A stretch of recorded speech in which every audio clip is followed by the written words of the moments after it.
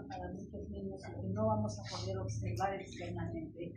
Y si es que no hacemos el diagnóstico, ¿qué complicación vamos a tener? Va a ser un niño que no va a poder caminar, va a tener alteración en la deambulación, hablamos de la displasia de cadera, ¿no? Cuando hablamos del concepto de displasia, ¿qué es para nosotros la displasia de cadera? ¿Qué se nos viene a la mente una displasia? ¿Qué es para nosotros como concepto de displasia?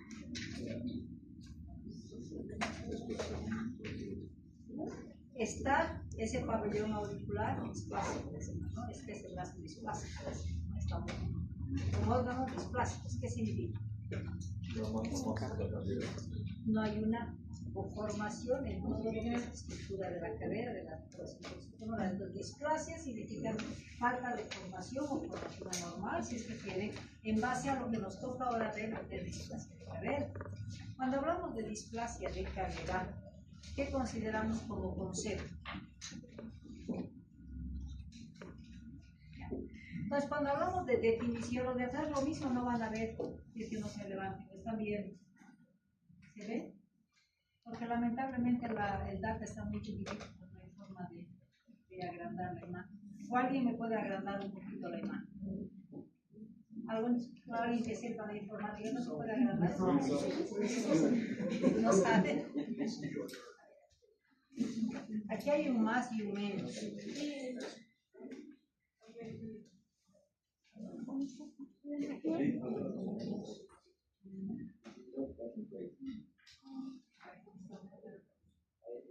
Estamos aprendiendo.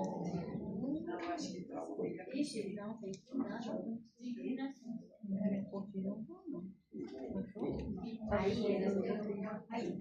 Ya. Entonces, cuando hablamos de displasia de cadera, hemos dicho que vamos a manejar ciertos conceptos. Es un tema cortito donde tenemos que salir de aquí sabiendo cómo vamos a hacer el trazado de la displasia de cadera, ¿sí? Entonces, si hablamos de displasia, que hemos dicho es una falta de desarrollo de alguna estructura de la articulación coxofemoral. Se dice que es una patología muy frecuente, ¿no es cierto? ¿Y por qué es frecuente? ¿Qué obligación nos da? De que nosotros tenemos que vigilar a esos niños porque externamente muchas veces no manifiesta algo grave en los niños, pero sin embargo está ahí él portando la displasia de cadera, ¿no es cierto? Y ahí vamos a ver los diferentes conceptos que tenemos en la displasia y hablamos de lo que es displasia. Displasia es un desarrollo inadecuado de la estructura de la articulación coxofemoral que está formada ¿por qué? Por el acetábulo, la cabeza femoral, ¿no es cierto? Que si bien hay una alteración en su formación, pero no hay separación, si quieren, de lo que es la cabeza femoral y el acetábulo. Entonces, simplemente alteración de estructura, ¿cierto? Cuando estamos hablando de subluxación, me dice, en la subluxación vamos a encontrar cuál es la condición básica para que un niño tenga una subluxación. ¿Cuál es la estructura que se va a alterar principalmente en la articulación coxofemoral para que tenga una subluxación? La conformación del acetábulo, ¿cierto? Entonces ahí decimos que la cadera se va a subluxar cuando se pierde la relación de superficie. Si quieren, aquí vemos que esta es una displasia, ¿no es cierto? Alteración de la propia estructura. La subluxación es la falta de relación continua de todo lo que es la estructura de acetábulo y fémur. Por lo tanto, si voy a tener un poquito más amplitud en el acetábulo, esa cabeza femoral va a tener opción de salir de su lugar y vamos a perder una relación de superficie parcial, vamos a decir. O sea, parte de la cabeza se va a deslindar de lo que es el contacto con el acetábulo. Entonces, es parte aquí, ¿no es cierto? Y cuando estamos hablando de luxación, ¿qué significa? Que este acetábulo es tan grande y obviamente la estructura muscular continúa con una laxitud importante, lo que va a condicionar que esta cabeza de fémur se salga del acetábulo. Entonces pierde totalmente la relación de superficie de lo que es el acetábulo y la cabeza femoral. Entonces, es importante que marquemos estas tres diferencias porque las tres van a ser condicionantes para que vaya a dar inestabilidad en la cadera. Cuando estamos hablando de displasia, vamos a tener una ligera inestabilidad, vamos a decir, ¿no es cierto? Pero cuando estoy hablando de laxitud, ya va a haber una mayor superficie que nos va a permitir laxitud de la cadera, y peor si estamos con una luxación que nos da total pérdida de superficie en relación a acetábulo y cabeza femoral, lo que condiciona que esa cadera no va a poder controlar los movimientos de la propia articulación, ¿cierto? Cuando ya consideramos la displasia, decimos, esto es lo normal, ¿no es cierto? Tenemos la cabeza femoral, que tiene que estar en relación con el acetábulo, tienen que encajar perfectamente esta cabeza femoral con el acetábulo. de manera que toda la estructura que va a tener órgano de fijación en esta articulación va a condicionar a que haya fijación y tengamos una articulación fija, ¿cierto? Cuando estamos hablando ya de la subluxación, hemos dicho, ¿no es cierto? Este acetábulo, si comparamos este acetábulo y comparamos con este acetábulo, es mucho más amplio, ¿cierto? Entonces, esta amplitud de acetábulo y obviamente la laxitud de los órganos de fijación que tiene esta articulación va a permitir que este fémur vaya resbalando, si quieren, en los movimientos de ese acetábulo que es mucho más amplio, lo que va a condicionar a una inestabilidad en la articulación coxofemoral. Y peor si voy a hablar de una laxitud. Aquí no tenemos ni siquiera forma del acetábulo. Si se fijan, el acetábulo tiene esa curvatura.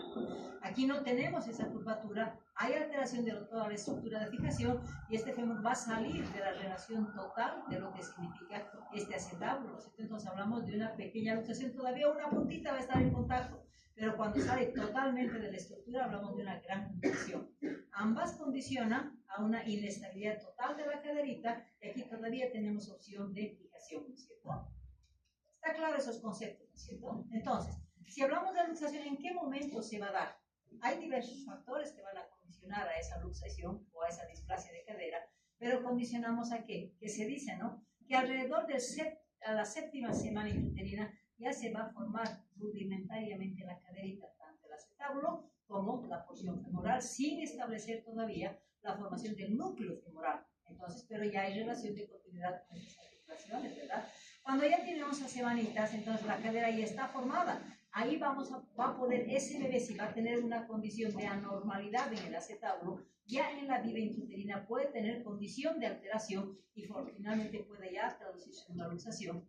Principalmente cuando hablamos de las últimas semanas de la etapa fetal, cuando ya se ha demostrado en la vida intrauterina que hay esa amplitud de la articulación, que significa que ese niño, cuando nazca, podemos ya producir luxaciones importantes. Entonces, muchas veces decimos que ese diagnóstico se lo puede dar inmediatamente post nacimiento con un diagnóstico y con maniobras que se van a relacionar para determinar el diagnóstico de una displasia de cadera. Entonces decimos, desde la séptima semana ya está con formación y si hay factores intervinientes en este proceso, como una presentación podálica, como un oligoamnios que no le van a permitir una buena movilización a ese niño, van a condicionar a que esa estructura no se forme adecuadamente por la falta de continuidad, vamos a decir, de la articulación, y posteriormente ya se condiciona la terminación de la formación de ese acetábulo cuando ese niño ya va a nacer.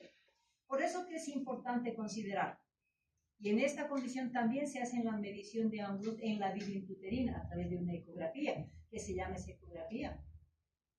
Son las famosas ecografías tridimensionales maternofetales que están haciendo ahora, para ver si tenemos, como es un factor genético también que es importante que se considere, o sea, hay herencia que le van a condicionar a que ese niño tenga displasia de cadera. Entonces muchas veces en las ecografías tridimensionales que vamos a manejar para análisis de todo lo que es búsqueda de anomalías congénitas, entra con el antecedente de que hay displasia, este análisis para ver si ese niño ya ha formado sus caderitas y si tiene condición de una displasia de cadera.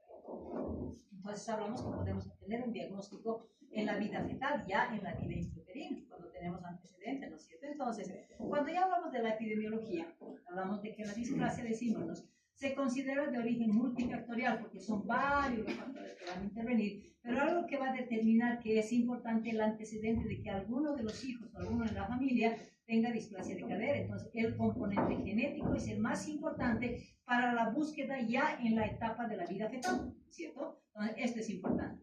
Hay factores hormonales y hay factores mecánicos, ¿cierto? Entonces, decimos que es alta frecuencia que se va a dar de la displasia de cadera y estamos diciendo, hay predisposición en las mujeres. Un 80% se presenta más en las mujeres que en los varones.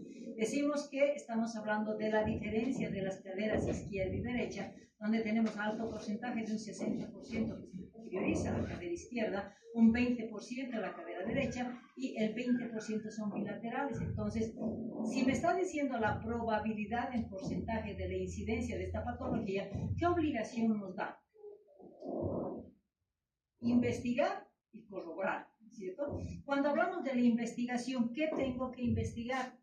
Todos los factores de riesgo que me pueden llegar a llevar a esa probabilidad, ¿no es cierto? Entonces, dentro de los factores de riesgo hemos dicho, lo más frecuente es en el sexo femenino. Entonces, en el sexo femenino tengo que buscar esa probabilidad, ¿no es cierto? Por eso se dice que si bien tengo signos o maniobras que se van a hacer en el recién nacido en las primeras semanas, eso me está permitiendo hacer un diagnóstico precoz a través de una ecografía. bien.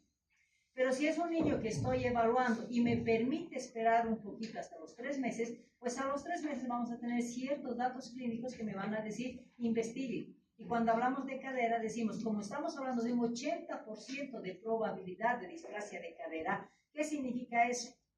Que todos los niños en el recién nacido, si no tengo maniobras positivas en el recién nacido, me da el tiempo de esperar hasta los 3 meses. ¿Para qué? ¿Qué hago a los 3 meses? Se hace un examen clínico, pero principalmente aquí decimos, es protocolo de atención, principalmente por el porcentaje que tenemos en las mujercitas, es un protocolo sacar una radiografía para determinar si tiene displasia o no, porque los datos clínicos son sospechosos, pero el diagnóstico lo hacemos. La ecografía también nos da la probabilidad, pero no nos permite todavía un tratamiento, a no ser que tengamos una luxación. Pero si estamos hablando de diagnóstico a los 3 meses, es donde nos va a considerar el diagnóstico y el tratamiento para la corrección y evitar complicaciones, ¿verdad? Entonces decimos, si tengo alta frecuencia en estas condiciones, decimos, ¿cómo voy a investigar factores de riesgo? Entonces, en todo niño que tengamos una condición, primero decimos, el sexo femenino es el más riesgoso, 80%, significa que cada 100 niños pueden producir 8 por 80%, ¿cierto? Es alto porcentaje para mujeres, entonces todas las niñas deben ser vigiladas. Cuando hablamos de primogénito, ¿por qué será importante el hecho de que sea primogénito? Porque la posición que opta ese niño en la vida intrauterina es una pridigesta. Ese útero todavía no está condicionado a una distensibilidad adecuada muchas veces, ¿no es cierto? Entonces, optan por posiciones viciosas principalmente, y estamos hablando principalmente de una posición que es muy característica de una pridigesta. ¿Cuál creen que es la más riesgosa? La podálica, porque la presentación podálica me va a decir, no hay movimiento del polo, no hay movimiento de extremidades, entonces condiciona esa presión de la presentación podálica, principalmente si relacionamos con la pridigesta, ¿no es cierto?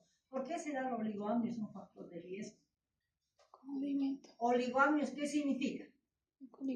Poca cantidad de líquido. ¿Con qué está relacionado el oligoamnios? ¿Será solamente con probabilidad de displasia? Sí, es una probabilidad. ¿Por qué? Porque el oligoamnios es responsable muchas veces de traducir en esas anomalías. Porque ese niño no se puede mover ampliamente, entonces va a optar posiciones viciosas, principalmente dirigidas a ese movimiento de la articulación coxofemoral que le va a condicionar a no poder desarrollar normalmente. Pero ojo, tenemos el polidramnios y el oligoamnios. El polidramnios no me interesa, el oligoamnios sí. Y además, si yo tengo un oligoamnios, ¿qué más tengo que buscar en ese recién nacido? ¿Con qué tipo de anomalías está relacionado un oligoamnios? O sea, niño con oligoamnios, ya, probabilidad de displasia. Pero ¿qué otra cosa tengo que vigilar en ese niño con oligoamnios? ¿Por qué se producía en una mamá gestante el polidramnios? ¿Por qué? Polidramnios, ¿por qué? Porque había algo que impedía que ese niño deglute el líquido amniótico. No se olviden que el niño en la vida intrauterina va deglutiendo y va también miccionando, ¿cierto? Esa deglución y esa micción me van a permitir mantener un nivel adecuado de líquido amniótico. ¿Y qué pasa en el oligoamnios? ¿Será que no puede digerir? ¿O será que no puede orinar? ¿Ya? Entonces no puede orinar, deglute, pero no tiene una adecuada micción. Por lo tanto, todo oligoamnios está relacionado ¿con qué? Con anomalías renales, desde agenesias renales o anomalías congénitas renales. Entonces, todo oligoamnios estamos diciendo que vamos a ver obligadamente vigilar ese riñoncito, al mismo tiempo vigilar la condición de la caderita, ¿no es cierto? ¿Por qué la macrosomía será factor importante? ¿Será porque nos va a dar problemas durante el parto como macrosómico? ¿O por qué? Porque ese macrosómico tampoco tiene una libertad amplia de moverse. Entonces, si opta posiciones viciosas, también va a condicionar a que esa articulación no tenga un movimiento adecuado, porque es un producto grande, ¿cierto? Cuando hablamos de presentación de nalgas o podal, y que hemos dicho por las posiciones viciosas que adquiere y la falta de movimiento de la articulación coxofemoral, va a condicionar a la alta probabilidad de displasia. Madre de baja talla, porque esta madre de baja talla está relacionada con ¿qué? Con útero pequeño. Nuevamente estamos hablando de posiciones anormales. Cuando hablamos de embarazos múltiples, ¿qué pasa con un embarazo múltiple? lo mismo, no le vamos a facilitar el amplio movimiento que ese niño tiene, por lo tanto, opta posiciones viciosas que alteran esa articulación y no le permiten un desarrollo adecuado, ¿no es cierto? Cuando hablamos del pie sambo, generalmente todo niño que nace con pie quinovado se llama el pie sambo, ¿no es cierto? Cuando los piecitos van a ser así, entonces también busquemos la probabilidad de que haya una displasia de cadera. Cuando hablamos de tortícolis muscular, esa tortícolis congénita muscular me va a decir, no solamente se ha alterado a nivel de musculatura del cuello, puede estar alterado todos los órganos de fijación de la articulación de la caderita. Y cuando estamos hablando de antecedentes familiares, pues es el principal factor que me dice que todo niño, mismo que tengamos una clínica cero, vamos a decir, sin sospecha, tenemos obligación de determinar si tiene o no tiene a través de una radiografía. Imagínense, todos estos factores están condicionados que son factores femeninos. Factores femeninos significa riesgo, alto riesgo, 80%. Entonces, en todas las niñas hay que investigar si tiene displasia o no. Solamente nos quedamos tranquilos cuando hemos descartado. Y todos los otros factores, si se fijan, son factores que pueden condicionar una gestación normal, pero esta gestación está relacionada con probabilidad de displasia. Estos son amplios los factores que van a ser factores de riesgo. ¿Perdón? No se sabe por qué, pero se ha demostrado de acuerdo a estudios que es más probable en una niña que un niño. ¿Ya? Por estudios, simplemente es sin determinar causas específicas. Cuando estamos hablando, ¿qué es lo que va a pasar para que se dé la displasia? ¿Qué alteraciones se van a dar para que se dé la displasia? Primero, displasia acetabular. ¿Qué significa? Falta de formación total del acetábulo. Y si hablo de falta de formación del acetábulo, ¿a qué me va a llevar? ¿A qué probabilidades? ¿Solamente estaremos considerando que es una displasia? ¿O esa falta de formación del acetábulo me está condicionando, dependiendo del grado de curvatura que va a tener, llevar a una subluxación o una luxación? Entonces, cuando hablamos de displasia de acetábulo, estamos relacionando con las tres probabilidades de solamente tener una displasia de cadera con subluxación o luxación dependiendo del grado de curvatura y desarrollo del acetábulo. Cuando estamos hablando de laxitud ligamentaria, estamos hablando principalmente de aquel niño que tiene una posición viciosa. Por ejemplo, hablamos de la posición de presentación pélvica, ¿no es cierto? ¿Qué significa? Depende si es completa o incompleta. Depende si ese niño está con las extremidades así, hacia arriba, con extensión completa. ¿Qué está significando? Que ese útero está fijando la articulación y está presionando a que no haya un desarrollo adecuado. Y junto con esto, ¿qué significa? Que esa posición viciosa que el niño está teniendo está elongando ligamentos que son de fijación de la articulación coxofemoral, ¿cierto? Entonces, aquí se asocia en que la laxitud está relacionada con la displasia de cadera, displasia del acetábulo, pero esa posición viciosa me va a llevar a una condición laxitud ligamentaria, ¿cierto? O sea, falta de fijación en la propia articulación. Cuando estamos hablando de la copa acetabular poco profunda, estamos relacionando lo mismo. Si es poco profunda, me dice está displásica, pero si es poco profunda, me lleva a qué probabilidad. No tenemos una curvatura así, está así. Entonces, ¿a qué posibilidad? Entonces, esta falta de copa, si quieren, del acetábulo, significa probabilidad mayor de que sea una subluxación o una luxación. Cuando estamos considerando movimiento excesivo de la cabeza femoral, ¿en qué momento se va a dar ese movimiento excesivo? ¿Cuándo se va a mover más el fémur y la cabecita va a tener opción a moverse mucho más? ¿En qué caso? Estamos hablando de displasia, de uno de los elementos de la articulación coxofemoral. ¿Cuál es?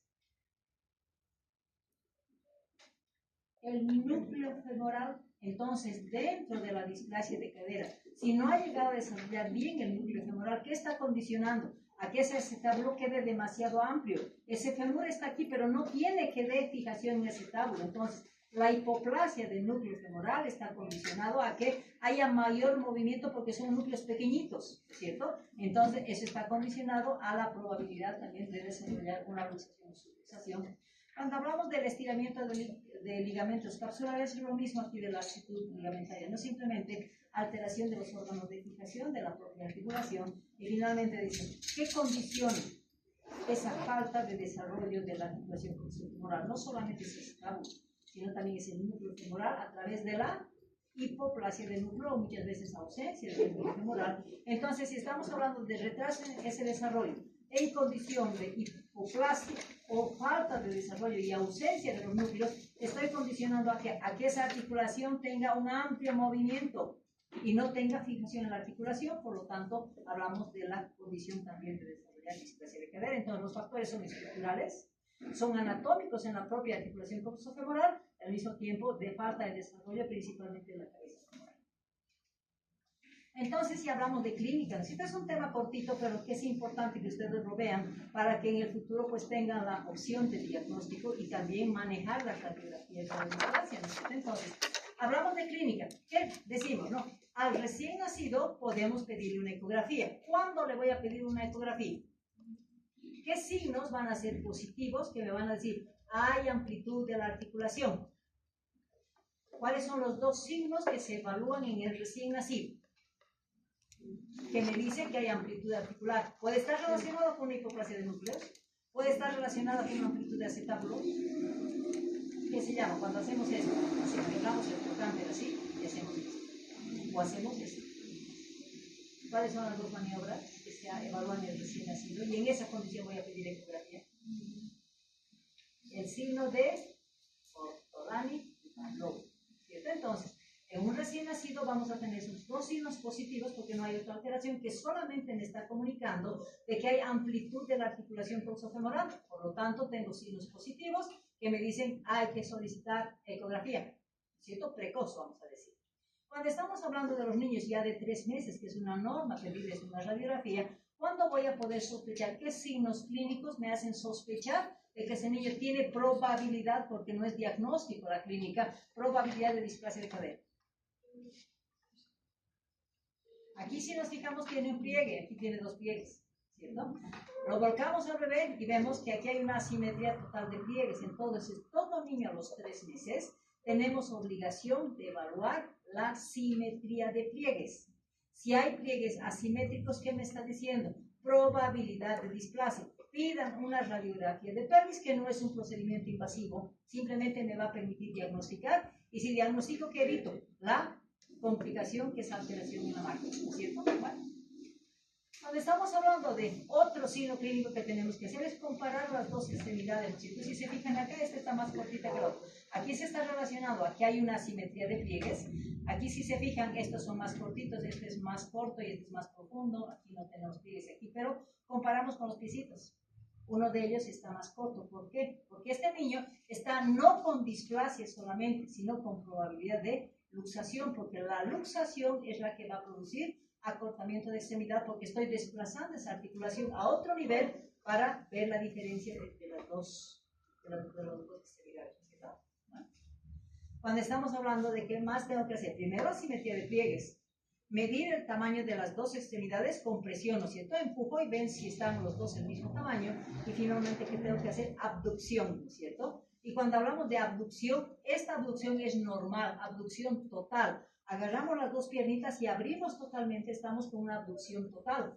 Pero si esa abducción se va a limitar, como en este caso, no se va a poder abrir la piernita y va a mantener menos de 70 grados, ¿qué me está diciendo? Es probabilidad de desplace. Entonces, todos esos procesos tengo obligación de hacer evaluación. ¿A qué edad?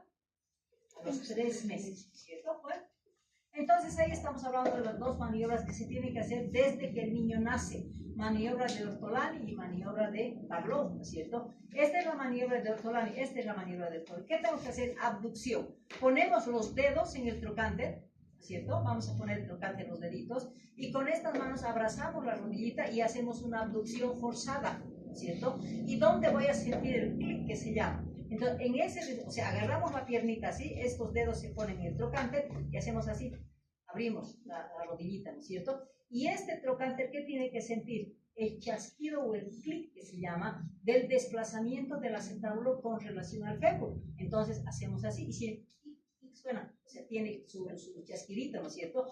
¿Qué me dice eso? Es un Ortolani positivo. ¿Para qué me lleva eso? Para poder hacer el seguimiento, pero si logro desplazar y luxar esa piernita de ese niño, me dice, pidan la ecografía, ¿verdad? Porque ahí me va a pedir la valoración de una ecografía precoz, que se llama, para valoración todo lo que es porción partivaginosa de esa articulación. Entonces hablamos de ecografía en el recién nacido que tenga un Ortolani positivo. El Ortolani y el Barlow se evalúan cuando el niño nace. inmediatamente por nacimiento tú haces esta posición, agarras con esto a la rodillita, con estos dedos, pones al trocánter y haces esto, abducción. Si estos tus dedos sienten ese chasquidito que se siente, estás diciendo tiene un ortolani Barlow. Haces mayor presión y puede ser que incluso puedas producir una luxación si tiene un acetablo muy amplio. Entonces, en ese caso, ¿qué necesitas? Una ecografía precoz, ecografía en el recién nacido con un ortolani positivo. ¿Ya? Cuando hablamos de la diferencia de un ortolani y un Barlow, decimos, ¿no es cierto? El ortolani hemos dicho que es abducción externa, ¿no es cierto? Entonces vamos a agarrar lo mismo. Si se fijan acá, estamos agarrando la rodilla. Los dedos vamos a poner en el trocánter, ¿cierto? Hacemos abducción, extensión hacia afuera, si es que quieren, de la piernita. Y aquí vamos a sentir el chasquido, ¿cierto? Y el chasquido que no significa que estoy subluxando o luxando, porque el chasquido me dice amplitud de la articulación coxofemoral, ¿cierto? Cuando me voy al Barlow, ¿qué significa? El Barlow voy a tener la misma posición de la mano, pero ¿qué significa? Estoy empujando hacia adentro y presiono hacia abajo, ¿cierto? Entonces, al presionar esta piernita hacia abajo, está significando que estoy presionando hacia abajo. ¿Qué significa? Que voy a luxar hacia abajo. Entonces, voy a lograr que esa articulación baje. Entonces, ahí tenemos el signo de Barlow. Entonces, signo de Ortolani y Barlow son evaluados en el recién nacido con el chasquido presente y son solicitud de ecografía. Se hace solicitud de ecografía para el diagnóstico precoz a través de la ecografía. ¿Sí? ¿Está claro esto? En cambio, si tiene asimetría de pliegues, estamos hablando de los tres signos que hemos dicho, acortamiento de las extremidades, e incluso ahí añadiría en la diferencia de las dos articulaciones, hablaríamos de los tres meses, ¿sí? Que es donde se va a hacer el signo, ¿sí? Es lo que les decía de la galeasia, ¿no es cierto? Del signo en que se va a ver la desigualdad. Unos autores dicen que hay que poner junto con los piecitos en una superficie, vamos a medir y vamos a ver que una rodillita está más amplia y otra es menos con la altura, ¿no es cierto? Esta es más alta y esta es menos alta. Esa diferencia de altura, ¿qué me está diciendo? ¿Qué me está avisando? Que hay luxación. No estoy hablando solamente de displasia. Entonces, el signo de Galeazzi está relacionada con una luxación o una subluxación, porque estoy profundizando esa articulación para sacar el fémur de esa articulación, entonces por eso voy a disminuir la altura de esta rodilla. O podemos hacer lo mismo acá, ¿no es cierto? O sea, presionando los dos piecitos, comparando, y vemos que una está alta, pero siempre presionando, ¿no es cierto?, hacia abajo para que veamos la altura de la rodilla. Entonces, Galeazzi está junto con los datos anteriores. Solamente Ortolani Barlow, vamos a ver cuál es el recién nacido, ¿sí? Entonces, cuando hablamos de diagnóstico, vamos a observar primero la presentación clínica, ¿no es cierto? Porque no sabemos si es solamente displasia, no sabemos si es una luxación o una subluxación, ¿cierto? ¿Cuándo vamos a ver? Principalmente decimos, si voy a evaluar esas maniobras que hemos dicho, estoy logrando mostrar, si quieren, la inestabilidad de la cadera. Es el sentir el clic que llamamos en la palpación de los trocánteres para decir, esto está luxándose, ¿cierto? Por lo tanto, ahí decimos, hay que pedir ecografía. Pero si estoy hablando de asimetría de pliegues, que son hallazgos inespecíficos, no son diagnósticos de certeza, vamos a decir, simplemente es probabilidad, en esta etapa, ¿qué voy a pedir? Confirmación.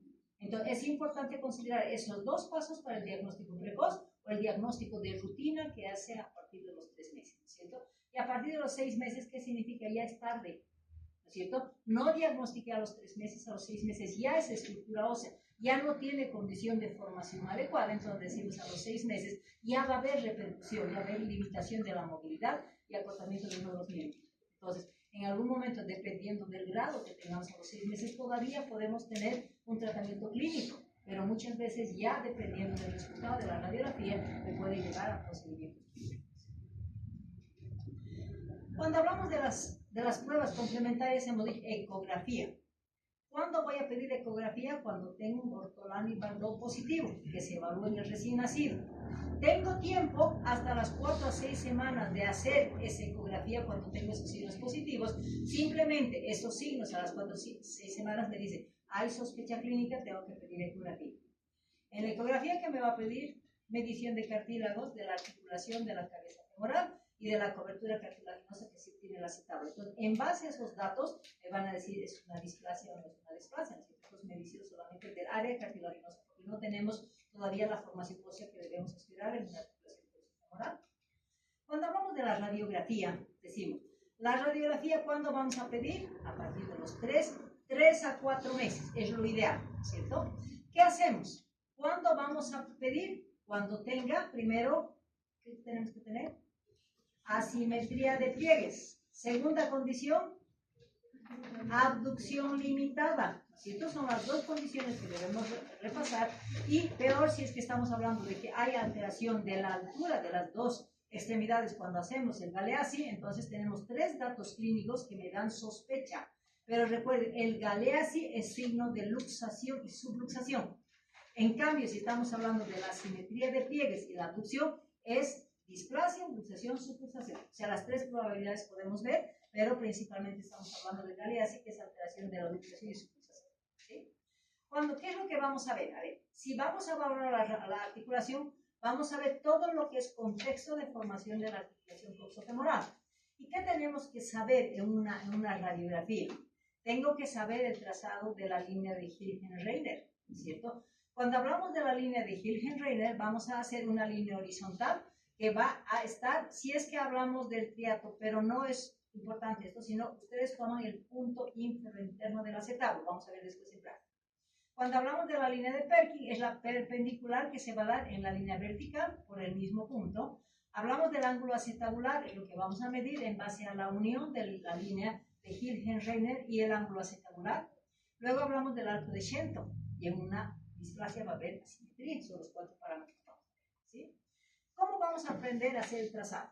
Les hablaba de los ángulos que vamos a permitir hacer línea, una horizontal y una vertical, ¿cierto? Para que ustedes se verifiquen, este es el punto acetabular inferior, ínfero interno se lo llama, ¿cierto? Ustedes van a tomar en ambas articulaciones el punto ínfero interno del acetábulo y van a trazar una línea horizontal. ¿Qué se llama esta línea?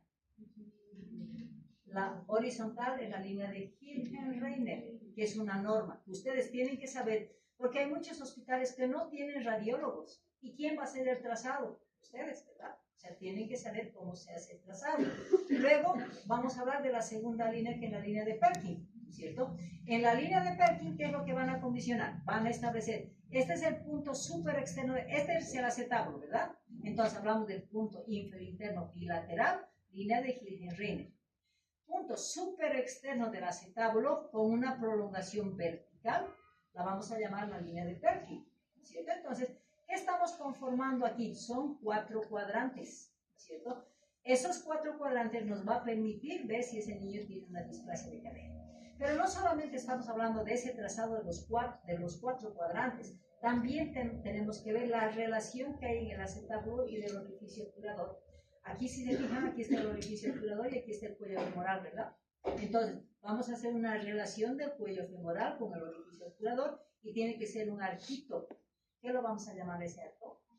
Arco de Shenton, ¿cierto? Entonces, ahí estamos hablando de lo que es normal, lo que ustedes tienen que saber hacer el trazado.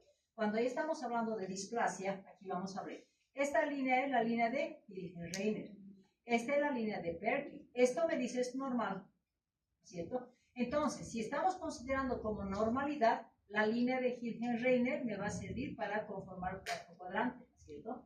¿Para qué me sirve eso? En el cuadrante súper interno me va a permitir unir el punto que me sirvió de marca de la línea de Hilgen-Reiner y el punto que me sirvió para la línea de Perkin, ¿cierto? Voy a trazar una oblicua y eso se llama línea tangente del acetábulo, ¿cierto? Que es óseo.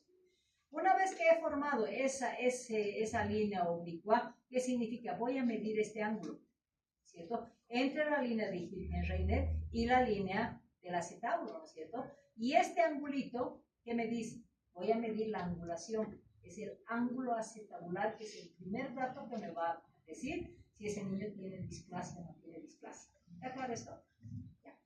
Cuando estamos hablando de la línea de Perkin, lo normal, ¿no es cierto? Esa línea de Perkin tiene que ir con una vertical, pero ¿con qué tiene que coincidir? Con la parte media de la metáfisis femoral, ¿cierto? Exactamente es con la parte media. Entonces, si decimos, esta metáfisis me está diciendo está con la parte media, está normal.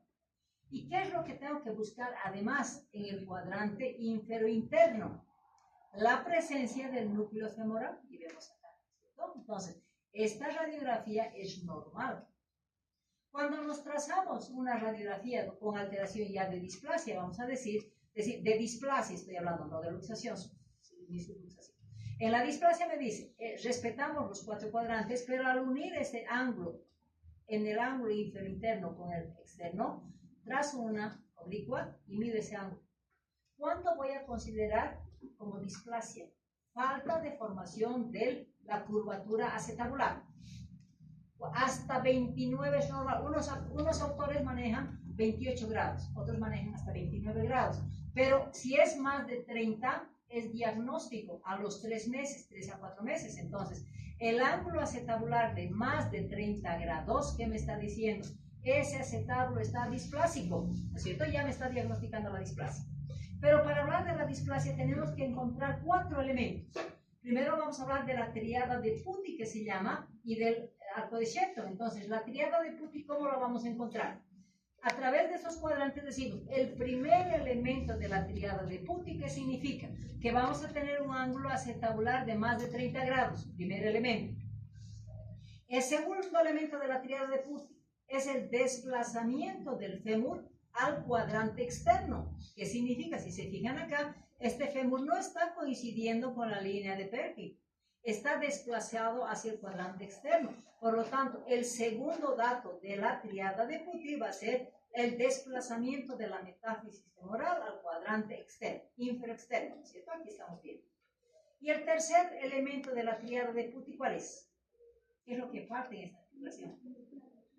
El núcleo femoral, ¿no es cierto? Entonces decimos que la ausencia, aquí tenemos el núcleo, ¿verdad? Si aquí tengo la ausencia del núcleo, entonces me está diciendo, ese niño tiene la triada de Putty de la displasia de cadera.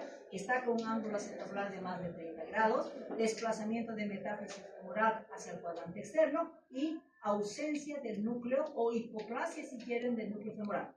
Entonces, es la triada de Putty que se va a conformar en una displasia.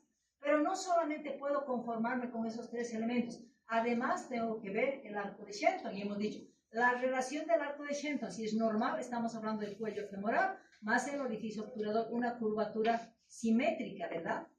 Y aquí, ¿qué es lo que estamos viendo? Aquí está el orificio obturador y aquí está el cuello femoral. ¿En qué momento estoy viendo simetría? ¿Verdad? Entonces decimos el cuarto elemento, o sea, la triada de Putty son los 3 elementos que hemos mencionado, y el cuarto elemento que se encuentra es el arco de Shenton asimétrico. Por lo tanto, si tenemos la triada de Putty más el arco de Shenton asimétrico, ¿qué estoy diagnosticando?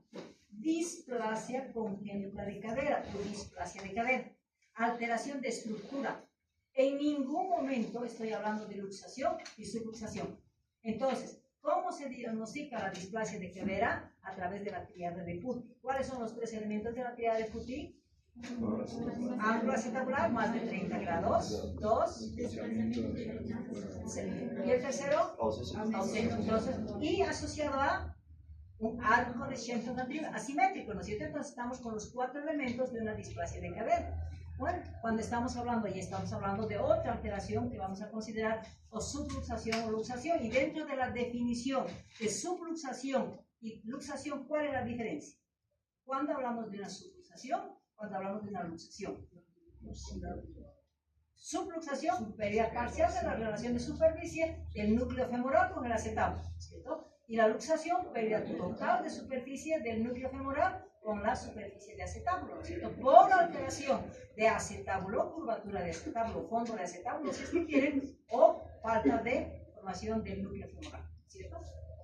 Aquí estamos viendo nuevamente una caderita normal, ¿no es cierto? Ángulo normal, un núcleo presente, un arco de Shenton normal, ¿no es cierto? De este lado que estamos viendo, nuevamente estamos hablando de que el núcleo femoral está en relación al acetábulo. No, está fuera, ¿cierto? Entonces, ¿qué me está diciendo esto? De que es una luxación de cadera. Fuera de lo que es displasia, está asociada a una luxación, porque la displasia está relacionada no solamente a esta separación, sino también a la alteración estructural que tenemos. Entonces, una displasia con luxación de cadera, ¿cierto? Entonces, hablamos de esa relación de superficie. ¿Bueno? ¿Qué hacemos con un niño con displasia? ¿Cuándo lo vamos a diagnosticar? A los 3 meses. ¿Hasta cuándo puedo utilizar los arnés o los cojines de pescas? A los 6 meses, o sea, tenemos el tiempo hasta los 6 meses de corregir ese problema de displasia con luxación o con subluxación, ¿cierto? Entonces nos da tiempo para hacer el tratamiento. Entonces, en este niño tenemos un ángulo que está normal, la cadera está inestable porque puede haber una subluxación, o basta que tengamos un ángulo más de 30 grados, me va a crear la inestabilidad en la misma articulación. ¿Y qué vamos a tener? Esto que se llama, es el arnés de Pavlik. ¿Cuándo usamos el arnés de Pavlik? Cuando vamos a tener la triada de Putti asociada a un arco de Shenton asimétrico. O sea, todos los datos de displasia de cadera están presentes para utilizar este aparatito, ¿cierto? ¿Qué significa? Que voy a mantener, ¿cuál es el objetivo de esto? Estoy obligando al niño a que tenga esta abertura, ¿cierto? Y al obligar que ese niño tenga esa abertura, ¿qué estamos condicionando? Si este acetábulo está así, ¿cierto? Y el núcleo está así, o sea, está separado, ¿qué hago con está así, ¿no es cierto? Entonces no hay contacto directo, porque hay formación de acetábulo y el núcleo. ¿Para qué es el arnés de Pavlik? Para hacer que esta piernita esté abierta y la empuje, ¿no es cierto? O ese núcleo empuje al acetábulo, ¿para qué? Para que ese acetábulo poco a poco vaya abrazando y vaya formando al núcleo o la cabeza tumoral. Ese es el objetivo del arnés de Pavlik, con formación de principalmente acetábulo, para disminuir ese riesgo que tiene de apertura de acetábulo, y al mismo tiempo ayudamos a que ese núcleo se termine de formar, ¿cierto? Entonces, ¿qué es lo que significa? Esto me va a obligar a esta situación. ¿Cuánto tiempo lo mantenemos el arnés? 1 mes, 2 meses, dependiendo con controles secuenciales de la radiografía, hasta que esas alteraciones que tuvo en la radiografía se normalicen, y es lo que nos va a autorizar a sacar y retirar el arnés, ¿cierto?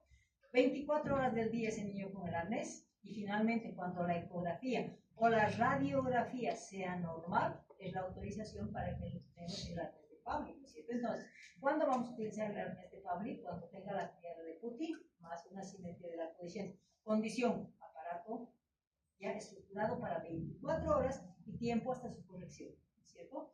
¿Cuándo utilizamos esto? Cojín de frente.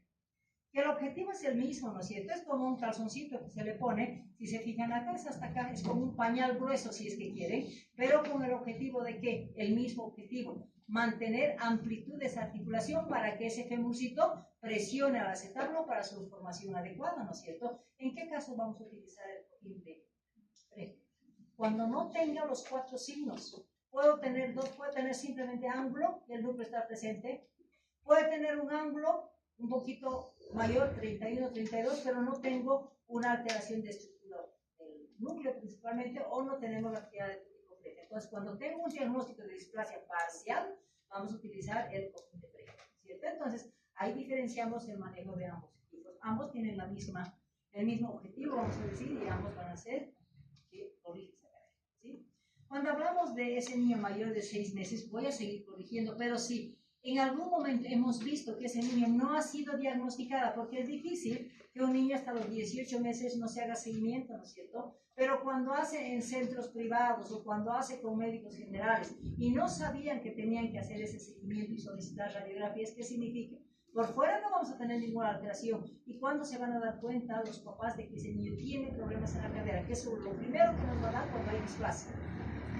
No pueden caminar, ¿no es cierto? Hay inestabilidad de la articulación, entonces la deambulación es tardía.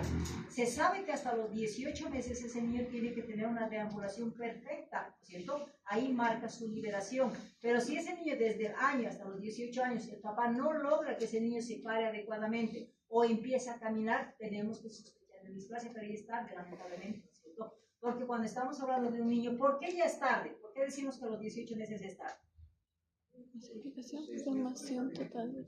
Ya se ha osificado, ya se ha conformado todo lo que es parte ósea de la articulación, y se ha conformado esa articulación anormalmente, si es que quieren, ¿no es cierto? Entonces, ya garantizamos aquí de que hay una inestabilidad total en la caderita, entonces ahí ya no podemos utilizar ni el Pavlik ni el Fresca, ¿no es cierto? Directamente es un procedimiento quirúrgico. Entonces se hace la cirugía, aquí no he detallado la cirugía porque a ustedes no les interesa todos los pasos de la cirugía, simplemente saber de que a un niño tenemos que diagnosticarlo, tenemos que hacer seguimiento hasta su curación, hasta la corrección, vamos a decir, de todas las alteraciones, para posteriormente ya decir, este niño curó su displasia. Pero si no tengo ese cuidado, si llega hasta de 1 año hasta los 18 meses, entonces vamos a tener una osteotomía tumoral o pélvica, ¿cierto? cierto?, es un procedimiento quirúrgico. ¿Y cuál es el mayor problema del procedimiento quirúrgico? Ese niño no va a poder utilizar un arnés que en algún momento es flexibilidad, ¿no es cierto? Va a estar con una fijación de yeso. O sea, va a tener 2 a 3 meses con yeso, con su separado, obviamente, buscando el mismo objetivo, pero ya es un problema mucho mayor para el niño, ¿cierto? O sea, si estamos para el niño, para los papás, manejar con yeso ese niño y tener la condición, se deja espacios para que haga la micción y haga la deposición, pero tenemos condición de mayor problema cuando no hemos diagnosticado. Entonces, ¿de quién es la culpa del no diagnóstico del niño con displasia? ¿De los papás o del doctor? Padres. Médico. Estamos diciendo que es mejor en displasia pecar por exceso que por menos. Si sé que el 80% va a ir dirigido a las niñas, ¿por qué no sacarle a todas las niñas una radiografía a los 3 meses para ver si tiene o no tiene? Si no tiene, perfecto, no tiene displasia. Y si tuviera, nos da el tiempo para hacer la corrección con un método que es mucho más práctico, vamos a decir, tanto para los padres y más aceptado por los niños, ¿cierto? Que es el arnés o el cojín de frente. Si no hacemos eso, ¿qué nos va a dar? Niños grandes, ¿no es cierto? Van a tener inestabilidad y van a caminar adecuadamente, van a poder caminar seguramente, pero con esa inestabilidad en la articulación. Entonces, lo que los traumatólogos dicen, está marchando como el pato, dicen, ¿no es cierto? La marcha de pato es la característica porque va a batir la cadera de ese niño. Entonces, está mostrando aquí que está lateralizando una posibilidad de que si estamos con luxación más acá, ese niño va a tener inestabilidad en esta cadera y va a lateralizar todo el cuerpito, que está relacionado con luxación o subluxación. Pero si estamos hablando de que hay también alteración de la misma estructura, ¿qué me dice? Va a marchar batiendo la cola, dicen, ¿no es cierto?, como el pato. ¿Y cómo se llama esa posición de que va así, va a caminar el pato? Es la posición de Trendelenburg, o la marcha, en este caso de Trendelenburg, ¿no es cierto? O no tengo. Entonces, la marcha de Trendelenburg significa que ese niño va a caminar, pero con la región glútea batiendo, ¿no es cierto? Por eso se llama marcha de pato o marcha de Trendelenburg. Entonces, es una tarea, vamos a decir, para todos los médicos y saber, ¿no es cierto? Es mejor pecar por exceso que por menos. ¿Por qué no pedir la radiografía? No es agresiva, ¿no es cierto? Entonces, es importante el diagnóstico a esta edad, en los periodos que hemos dicho, para un diagnóstico individual de por el niño que después toda su vida tiene una marcha de 4 horas, ¿no?